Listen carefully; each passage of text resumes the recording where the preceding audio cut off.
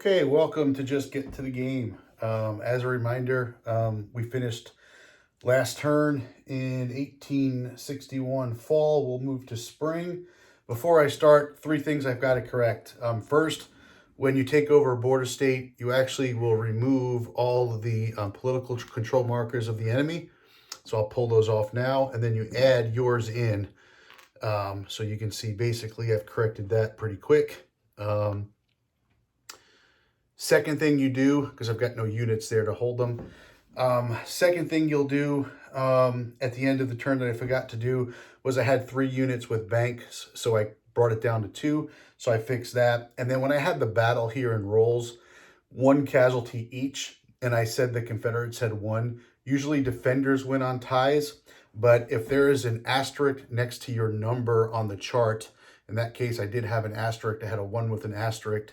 The asterisk beats the same number unless certain conditions are met. But so if it's like a resource space or a capital, then the asterisk wouldn't work. But in that case, even though we both lost 1, usually the defender wins, but because the attacker had an asterisk next to their number, that gave the victory to the Confederacy.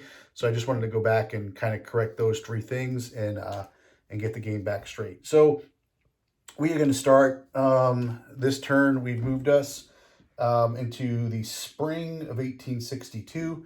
Reinforcements are back, so I'm going to get my 8 SPs for the Union, and I'm going to go ahead and I'm going to place them. I'm going to place them in the capital. Boom. I'm going to take my 6, and I'm going to bring them back up to the Ohio right in Cincinnati. And I'm going to take my 4, and with these 4, I'm going to bring them.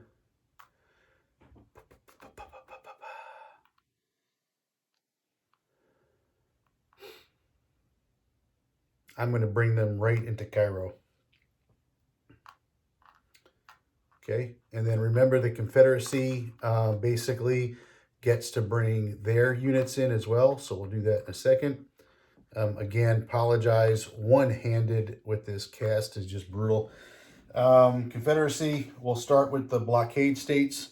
Blockade areas, I'll start with the blockade zone 1. I'll roll the die.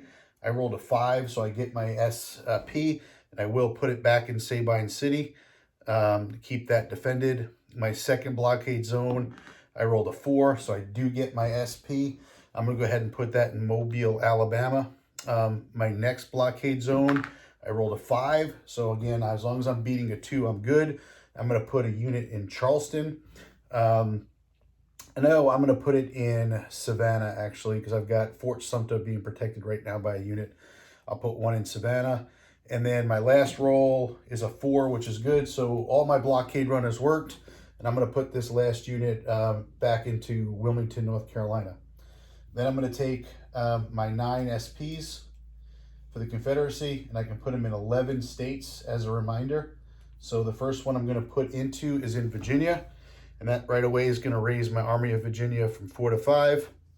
I'm going to put my next unit in North Carolina, right in Weldon, North Carolina. So I'm going to rail them right up. I'm going to put my next unit right in South Carolina. I'm going to go to Marlin, South Carolina. Continuing, I'm going to put a unit right into Tennessee, and that's going to go right into Sidney Johnston's army. So he's going to go from 4 to 5. I'm going to put another unit in Alabama. So let's go ahead and put another unit right in Alabama, right here. I'm going to put another unit in, I already went to Tennessee. We're going to put 1 in Missouri. Continuing across the board, we're going to put another one right into Little Rock to bolster up this little force I got going here of 3. I can put another one in Texas if I want to, but I'm going to pass on that. We're going to go ahead and put 1 into, let's see what I've got left. I haven't done Georgia yet. So let's go ahead and put a unit in Georgia. We're going to put them with Van Dorn's group right here, put them up to 3. We'll get these units moving shortly. And then my last unit, I'll go ahead and put in I did Mississippi. I'll go New Orleans. I'll go Louisiana, and I'm going to put a unit right into Springfield, Louisiana. Next thing we do as a reminder of strategic moves, Union goes first. So again, the Union can do a couple of movements. They can move units by sea from port to port that they control. They can also move by rail. And then you can supply armies as long as those armies are in supply, even though they're not connected by railroad. So the first thing I'm going to do up here with these 8 guys again is I'm going to put 6 right to the Army of the Potomac. And that's going to bring that army from 6 to 12. I've got 2 more units left. I'm going to put 1 in the Army of the Potomac. I'm going to put 1 back with Butler. So Butler's back up to 3. We'll see if we can get a naval move next time. The Army of the Potomac goes up to 13. I'm going to take the 6 units in Cincinnati. So I moved 8. The 6 units in Cincinnati are going to come right down the rail, follow it, and go right into Bowling Green. And that's going to move the Army of the Tennessee from 5 to 11. And I just moved 14, so I got 1 more unit I can move if I so desire. And in this case, I feel good where I am. I am not going to move anybody else. We'll go to the Confederacy now. Confederacy is going to move Weldon up into the Army of Northern Virginia, Wilmington up to the Army of Northern Virginia, 1, 2, 3, 4, 5, 6. The unit in Marion. So it's 3 units that are going to go to the Army of Northern Virginia. So they're going to go from 5 to 8. That's 3. I'm going to move the unit in Steuben, the unit in Tupelo, 1, 2, 3, 4, 5, 6. 2 units, that's 5 into the Army of the Tennessee. That's going to move them up to 7. I've got 2 more units I can move. Springfield, 1, 2, 3, 4, 5, 6, 7. I'm going to bring him up to Polk. And I got 1 move left. I'm going to take 1 of the units from Van Dorn, and I'm going to move him 1, 2, 3, 4, 5, 6 into the Army of Tennessee. And I've now got the Army of Tennessee and the Army of Northern Virginia at 8. The Army of the Army of the Tennessee for the North is at 11. The Potomac is at 13. Next, generals come to play. Again, normally these are coming in hidden. They're not in this case because I know what I'm controlling them and have full control over that. Stoneman's cavalry is an important one because when an army fights an army, if one of the armies doesn't have a cavalry, they take a penalty. That's pretty significant. So I got to decide here where I only have 1 cavalry coming in for the Union. So the Confederacy is definitely going to have more cavalry than I will. And the question will be, do I want to put this cavalry with the Army of the Potomac or do I want to put it with the Army of the Tennessee? And just because I'm going to get tons and tons and tons of supply coming to the Army of the Potomac, I'm going to go ahead and put him with the Army of the Tennessee. So I'm going to put Stoneman's cavalry right there with him. When I put him into the game, they say to replace him with the chit, so I'll go ahead and do that. And what I mean by that is you get this, which is the general.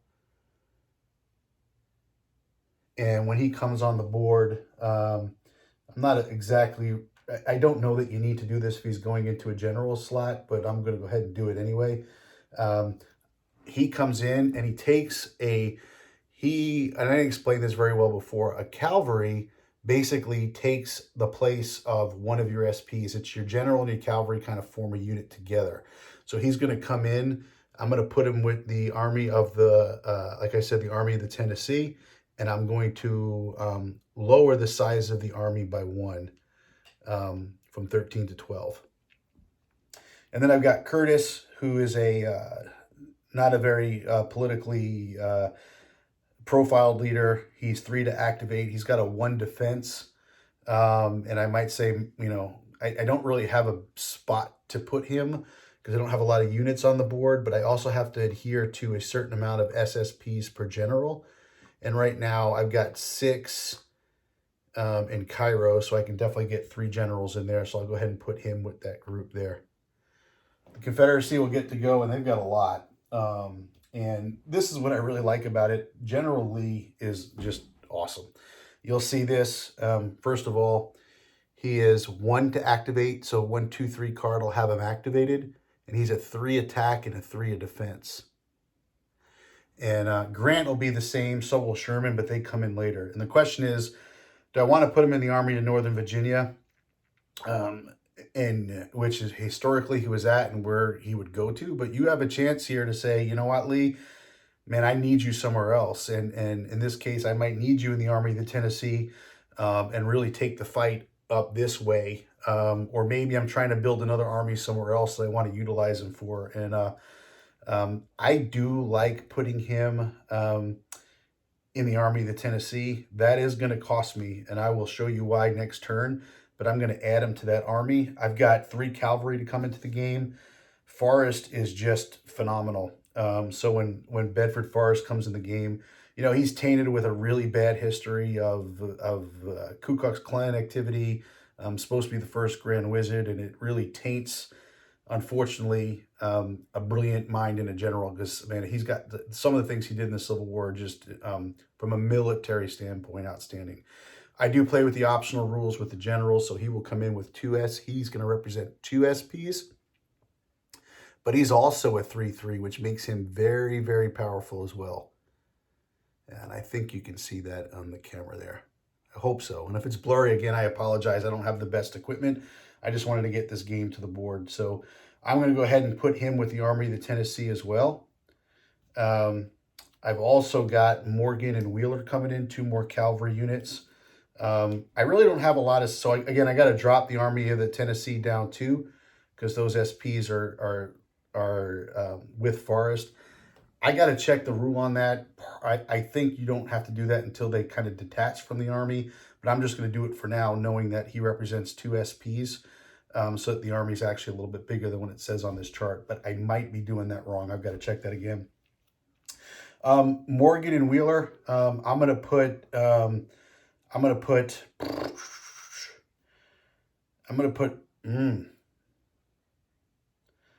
we're going to get Wheeler up here with Smith and Price, in case I can get an army formed up here. And that's going to have to make me take an SP out, because the size of his cavalry is 1.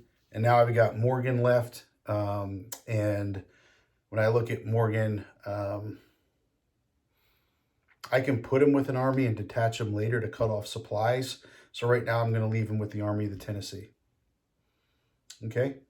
So strategic moves are done.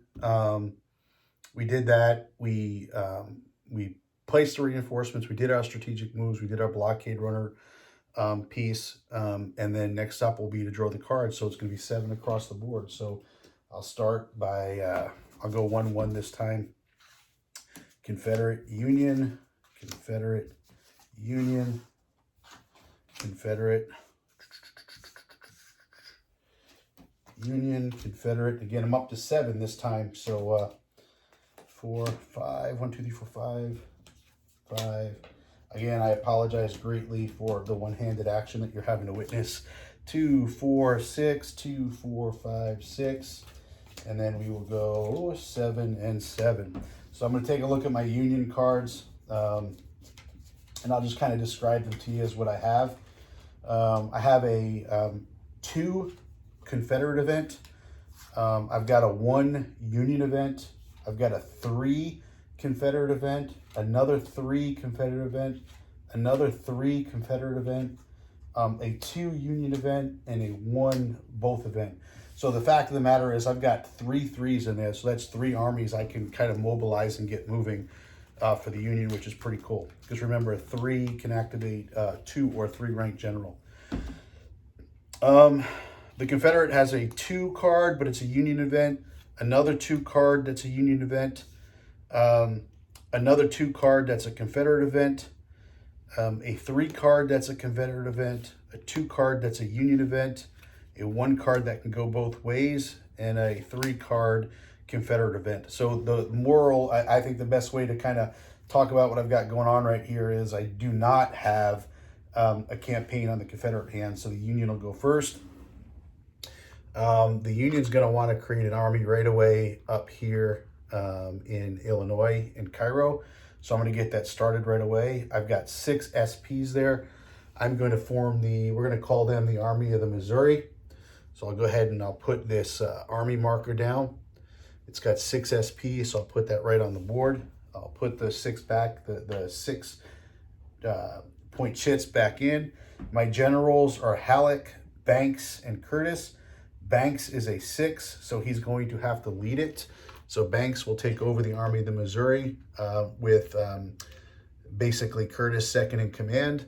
And then I look on the board, do I have another general with a higher rank than 6 on the board? And I do. I still have Fremont sitting in Ironton. So that's going to cost the the Union 2 strategic points. And then because they were positive, they're going to lose 3 more. 1, 2, 3, which is going to drop them all the way down to 97. So the score is currently 101 to 97. But they were able to get the Army of the Missouri on the board, and they've got a path right away to bust into Columbus. And I know the South is looking at that, and they're a little bit worried. Okay, so we now move up to the Confederacy, and the game's going to start taking a little bit longer as I think through these turns. And one of the things I'm looking at is, do I make a punch with the Army of the Tennessee now? Meaning the Union just put an army together out here. Do I make a move of 1, 2, 3 into Paducah, and then from Paducah take the North Road and do a combat with the army at Cairo? And actually I can't, yes, I can. I can't do that. Let me take a look at that for a second.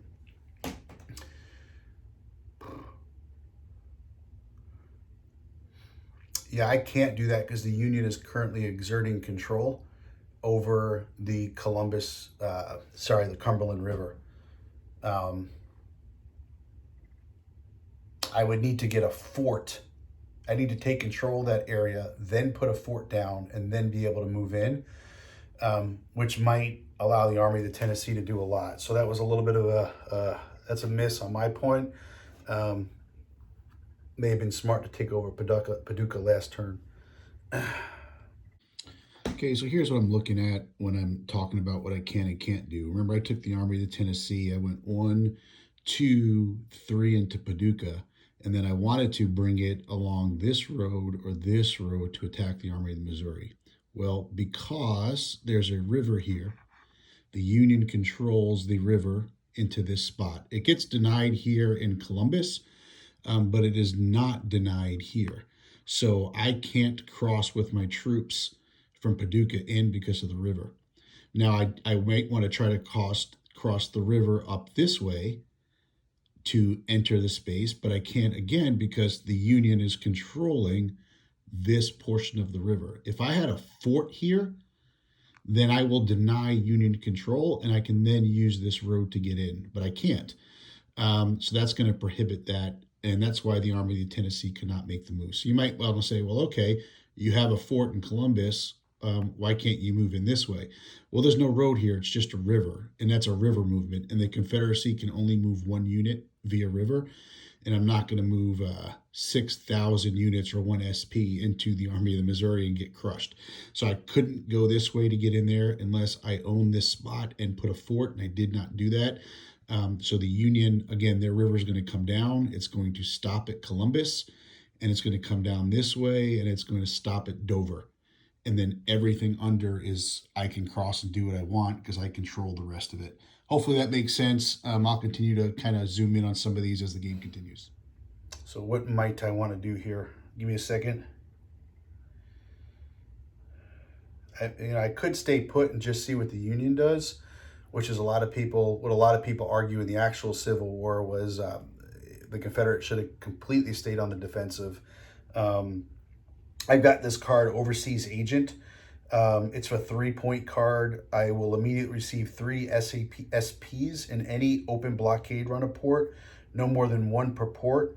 But I can do 1 per, more than 1 per zone. So that's going to get me 3 units on the board very, very fast, which I could potentially move around. So I'm going to play that with the Confederacy. Go ahead and play that. 3. Oh, by the way, when the Union played their card, I forgot to drop it. They played a 2 card to create the army. So I'm going to get 3 SPs. Anytime I can get units for the Confederacy, I definitely want to take them. And where might I put them? They can go in any open runner port. So what I like about Columbus is it drops the unit right into the middle of Georgia. So I'm going to take one up there. Um, I'm going to put one unit back in Wilmington. And I'm going to put another unit up in Norfolk. Kind of control some ports, but also get some more troops up if I need to. We'll go back to the Union. And the Union's going to look at some of their cards. I got a card that lets me put 2 PC markers in any pro-Union space in Tennessee, free of Confederate SPs and forts. And these are spots that are pro-Union in Tennessee. And it's a quick way to take over 2 locations for 1 point. I've got the 3 cards that I might want to hold off to do a massive offensive late, again, pretending that the Confederacies don't know I have that. I've got the Farragut card where I may make a naval move with up to 3 SPs plus 1 general. I can pass an ungarrisoned fort without running the guns, which is interesting. To conduct an amphibious assault, I can't pass an ironclad, so I can't do anything in Sabine City. If the port space is captured, immediately receives a Union marker, and I add +2 to running the guns die roll. So it's a quick way to get units, for instance, into Charleston. So for the sake of showing you how that works, let's go ahead and do it. So I'm going to go ahead and take that card, Farragut. I'm going to play it. And what I'm going to do is I'm going to take Butler. Remember, I gave him that extra one. He's got 3 now. So I'm going to leave 1 in Fort Monroe just to hold it. And I'm going to have him sail down. And basically what I'm going to do is I can make a naval move with up to 3 SPs plus a general. I may pass 1 ungarrisoned fort. Running the guns to conduct an amphibious assault, may not pass an ironclad. I can ignore torpedoes. I add +2 to the running of the guns die roll. So that's basically what I'm going to have to do. For me to do this and not get sent back, I've got to do a running of the guns move. And give me 1 second to remember the die roll I need for that. Okay, so basically on a 1 to 3 to fails, on a 4 to 6 it's successful, and I get +2 to my roll because I'm playing this card with Farragut. So I need a 4 to 6, I get a +2 to my roll. So I rolled a 1. Oh no, +2 is 3. It's the worst roll I could have gotten. So actually it's not a successful run. I thought that was going to be an easy accomplishment. So unfortunately, Farragut and his 2 SSPs, or 2 SPs, I got to stop saying that, has to go all the way back to Fort Monroe, and that was a failed naval invention attack into Charleston, which is terrible because if I would have taken that running past the fort, I would have got 3 points of strategic will taken away from the Confederacy, and I also would have closed one of his ports and destroyed one of his resource bases. So that really stunk. All right, we're going to go back to the Confederacy here, and man, I'd like to get another army built, preferably out here, but I've only got 3. I've got to get 2 more units, so one way to do it would be to bring Polk over with 2. So let's go ahead and do that. I'm going to play this Confederate inflation card for 2. It's going to let me, no, can't do that.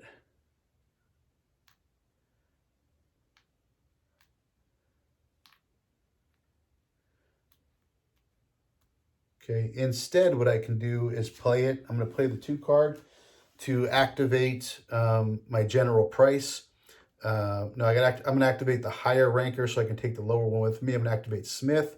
He's going to go 1, 2. It's a railroad over a river, but because the Confederacy is blocking with a fort Union control, I can cross it. I'm going to bring all these units together into Memphis, Tennessee, with the hopes of creating an army on my next move. We'll come back to the Union.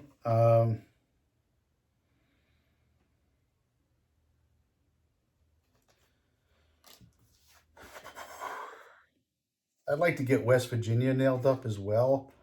So I'm going to play my 1 point card, just basically to put another marker into West Virginia. West Virginia only takes 4 to close off, and it would give me 5 quick strategic points. I go back to the Confederacy. I'm going to play U.S. Cairo hits, mine, and sinks. It's a 2-point event card, and what that's going to do is it's going to reduce the naval modifier that we increased last turn by 1, so it's going to go from 2 to 1. I'm going to go back to the Union.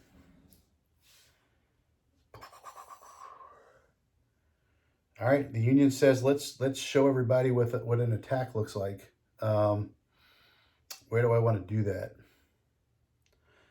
Man, the Army of the Tennessee is stacked pretty strong right now.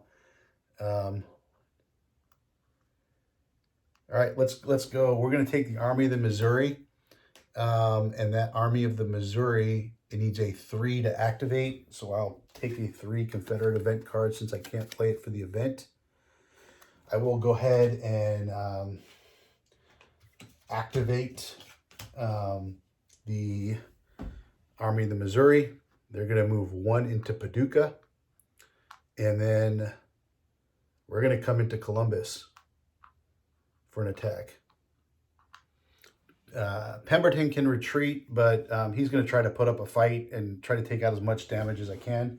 So the battle here is going to be the Army of the Missouri has got 6 strength points against 1 strength points. That's 7. The 7 is going to make that a medium-sized battle. I'm going to go ahead and, you know what I'm going to do? Hold on. Because this hand is making it hard for me to roll, so I'm going to go ahead and use one of my little dice rollers. All right, I got a 6 and a 3. So the 6 for the Army of the Missouri, they're going to get some pluses with them. They're going to get a +1. So that's going to be a 7. A 7 on a medium attack is going to be 2 losses and a star, which is important. So that's going to cost me 1 unit gone. And we're going to see what happens in a minute. The Confederacy rolled a 3. They've got a +1 with Pemberton is a 4. And then they've got a fort, which is +2, which is a 6. So a 6, defenders roll, attackers result is 1. Okay, so that's going to be a loss. So the fort is going to be destroyed. So it'll go away. That is going to be 1 automatic victory point for the Union. So they're going to go, they're on the negative, so they're going to gain 1. And then they're going to gain 1 for the fort and then 2 more for a change in fortune of war, which is going to put them back at 100. Pemberton's going to go back on the track to come in next turn. Because his army, his unit got disbanded. The Army of the Missouri is, they also had a bonus of, which I forgot to add, of more than like 5 to 1. So they completely decimated that unit. They're going to move into Columbus. And because they outnumbered greater than 2 to 1, they can do a couple more things. They can keep moving. So remember, I moved 1, 2. I'm going to convert that to 3. The question now is, do I come down and just try to wipe out this force in Tennessee before he builds? And I think I'm going to do that. So 4, I'm going to come down again to Humboldt, and basically I am going to convert that. So that was 1, 2, 3, 4. Oh, wait a minute. It was 1, 2, 3, 4, 5. I've got 1 move left, and I am going to use that 1 move to come on down and make an attack against what's sitting in Memphis. And what's sitting in Memphis is not very good. I've got 4 SPs with Wheeler as 5. I've not created an army yet, which means the only defense I'm going to get is going to be the defense of Kirby Smith, and which is a 1. I can try to retreat.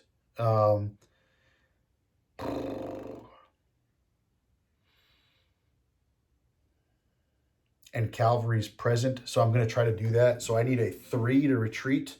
So let's go ahead and roll the die. And I got a 6, so my retreat failed. So I'm going to have a battle here. So it's going to be 6 units against 4, so there's no bonuses for that.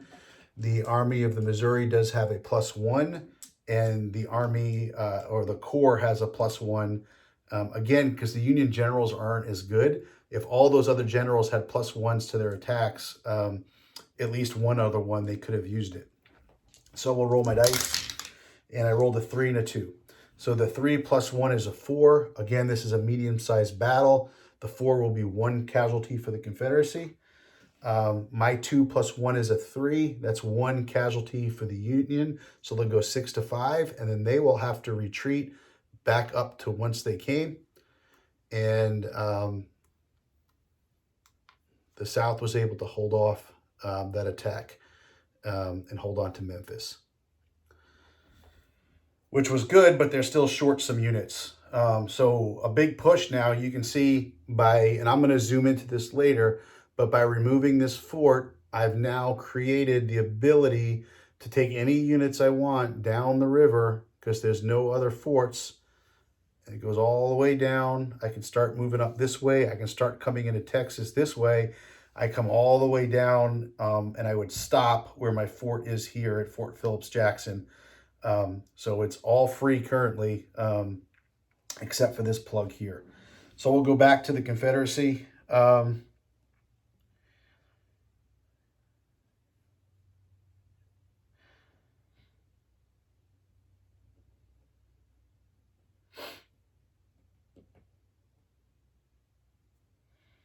Gosh, I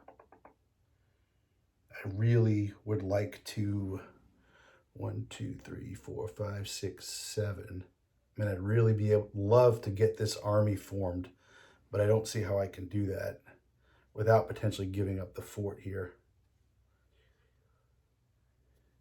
All right, you know what I'm going to do? Let's ooh, boy.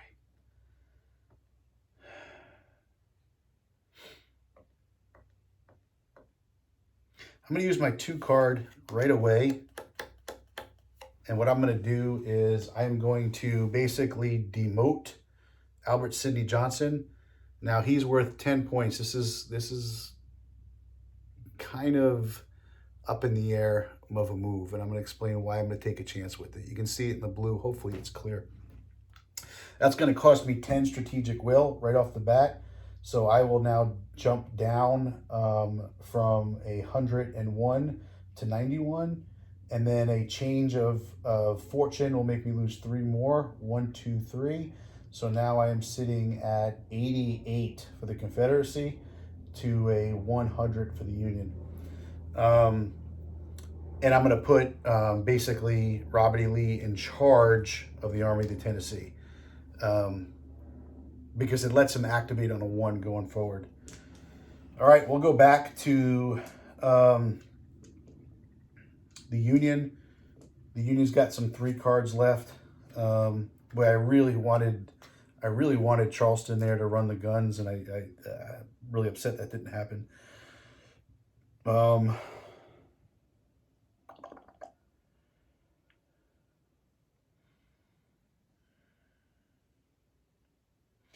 going to take a 3 card, and I am going to activate Buell's force here. They're going to come down 1 from Greenville, and then they're going to jump and enter Gainesville. So they're going to get a foot into Arkansas and do some threatening here with that move. We'll move back to the Union, the Confederacy. Confederacy is going to play a 2 card to activate Lee. And Lee's going to go, and he's going to come back and try to hit him from the flank. The Union, on the other hand, is going to play Mud March. Interrupt enemy force currently moving to no more than 1 space of movement.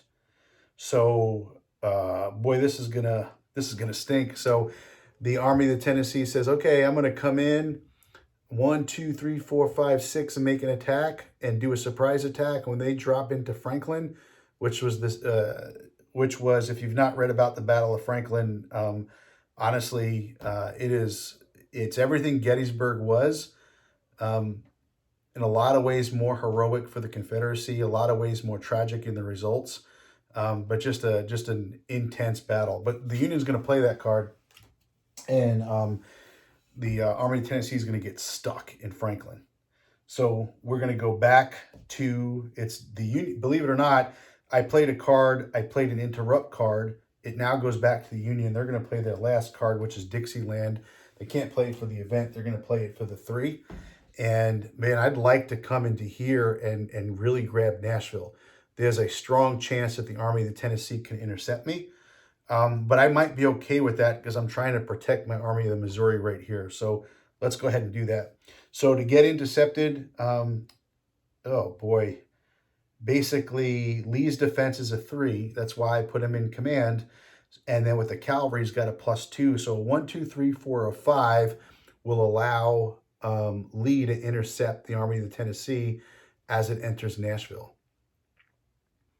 So do I want to do that? Because they're going to get some major pluses. Okay, I am going to do that, and I'm gonna show you why I'm going to do that. This is one of the things about the game that some folks have complained about. I don't mind it because a lot of generals did die in the Civil War. But let's go ahead and do it. So the Army of the Tennessee is going to try to slink into Bowling Green. The Confederacy is going to roll on a 1, 2, 3, 4, or 5. I rolled a 2. We are going to intercept. So we're going to get there first, and we're going to have a battle. And how this battle is going to work, this is the first time you're going to see a large-sized battle. Okay, so to highlight this battle that's going to take place here, a couple things to look at. The Army of the Tennessee is going to swing down from Bowling Green. Lee rolled and was able to intercept with a by rolling in between 1 and 5. So they will get to Nashville before the Union Army of the Tennessee does. When they roll for the attack, we'll roll that out. I rolled 2 3s. So let's take a look at what that does. First and foremost, I went back and changed some things on the armies. It was confusing me a little bit. So until I take the cavalries out of the armies, I'm going to leave the SPs on the Army track because that's going to wind up confusing me. So as I look at this here, my 3 for the Union, the Army of the Tennessee, they basically, because Burnside, who is the leader of the Army of the Tennessee, his rating is a 2. It is lower than, it is not as good as Lee's rating, which is a 1. So when the Union has a rating not as good as the Confederates in an army battle, they can only use one of their other generals to support the attack. So in this case, they're going to use their cavalry, so that's going to give them basically a +1 on their roll. So they are going to roll a 4 on their attack. This is a large battle, so this is the first one you're seeing. So a large battle with a result of 4 is going to be a massive 3 casualties for the Army of the Tennessee that isn't that very big. They're at a 9. So they're going to lose 3 and drop down from a 9 to a 6. Now, the Confederates also rolled a 3. They do get +3 for Lee, which is going to put him at a 6. They are going to get a plus, because they're defending, they're going to get a +1 from their cavalry, which is Morgan, which is going to put them at a 7. And I can use Albert Sidney Johnson in that army as well. I can use, because he's going to be second in command because he's the highest ranked general outside of Lee. So that's going to be, let's do that again. I've got a 3. I've got 4, 5, 6 from Lee's defense. I've got a 7 from Alfred Sidney Johnson. I've got an 8 because I got to use one of my cavalry, which is Morgan. And because I intercepted, I get +2, so I'm going to be at a 10. So when I go to a 10, that's going to be a massive 6 casualties to the Army of the Tennessee. So they're going to drop down from 12 to 6. Very, very hurtful to their army. Now, because I rolled greater than a 10, that's going to result in potential general casualties. So what you do is you roll the dice. Basically, if you roll a 1, 2, or 3, the army that rolled the 10 or higher can potentially lose a general. Or they will lose a general, and then it's going to be random on who it is. The army that did not roll the 10, if they roll a 1, they lose a general. So I roll both dice, and I rolled a 6 and a 4. So in that case, no one loses a general. The Army of the Tennessee drops back to Bowling Green. The Confederate Army retains and holds Nashville. Also, because that was a large battle, there's some strategic will points that are going to be moved. anytime a large battle occurs. So what we're going to have in this case on the strategic will portion is the winner is going to gain 3. So the Confederacy is going to go from an 88 to an 89 to a 90 to a 91, and then +2 for their change of fortune in war. So they are sitting at, now they are sitting at a 93. That for the Confederacy. The Union, who's sitting at 100, is going to lose 5, so they're going to drop down to 95. And because they had a reversal in fortune of war, they are going to lose 3 more. So currently the score is a 93 to a 92 in favor of the Confederates. The Confederates still have 2 cards left to play. Union is out of cards. So the first thing the Confederacy is going to do is they are going to take the army to the 10. I can move up and attack Bowling Green again and continue to push the army that way. But I also like to kind of put a whooping on the Army of the Missouri that they've crossed the river, so I can get to them with Lee. So Lee can go basically 1 into Clarksville. Because I own this portion of the river, I can cross here and come into Dover because of the fort. So I can go 1, 2, 3, and up into Columbus. We're going to go ahead and do that. The Army of the Missouri now does not have cavalry. They will try to retreat. They need to roll a 1, and they rolled a 4, so they do not retreat. So a battle will occur here. I played the 3 card to do that, by the way. No, I'm going to play the 1 card to do that. I'm going to keep the 3 card. So let's roll for the battle here. This was makes Lee very deadly. So it's a 4 and a 4. So the first 4 is basically for the Army of the Missouri, which is currently sitting at 5, and the Army of the Tennessee, which is at 6. It's 10, so that's going to put it in medium. So let's do the Union first. They rolled a 4. They get 2 pluses, so that's a 6. And that's going to be 6. The defender, I'm going to lose 1 from the Army of the Tennessee from 6 to 5. The Army of the Tennessee rolled a 4. +3 for Lee is 7. +2 for Morgan is 8, 9. And then 1 from Albert Sidney Johnston is 10. You can't choose not to use your generals. You can pick which generals are going to be assisting you, but basically you have to use the max that you have that you can use, which is basically your leader and up to 2 other generals, one of which can be cavalry. So now that I say that, and I rolled a 4, 5, 6, 7. I'm not going to use my cavalry, actually. I'm going to go 4. Oh, look, I forgot. The Army of the Missouri did not have a cavalry, so they're going to take a modifier. So therefore, they're going to lose 2 from their leader's rating. So instead of the leader having a +1 in the Army of the Missouri, he's basically going to have a 0. So it's just going to be a 4. So when I look at the 4 result here on the medium table, it's only going to be 1 casualty to the Army of the Tennessee. So I'll fix that instead of 2. The Confederacies roll a 4. I get 5, 6, 7 for Lee, 8 for Sidney Johnson, and then 9 for Bragg. 4, 5, 6, 7, 8, 9. 9 on a medium is going to be 2 casualties to the Army of the Missouri, and then they're going to have to retreat, and I'm going to have them retreat to Paducah, and they're going to lose 2.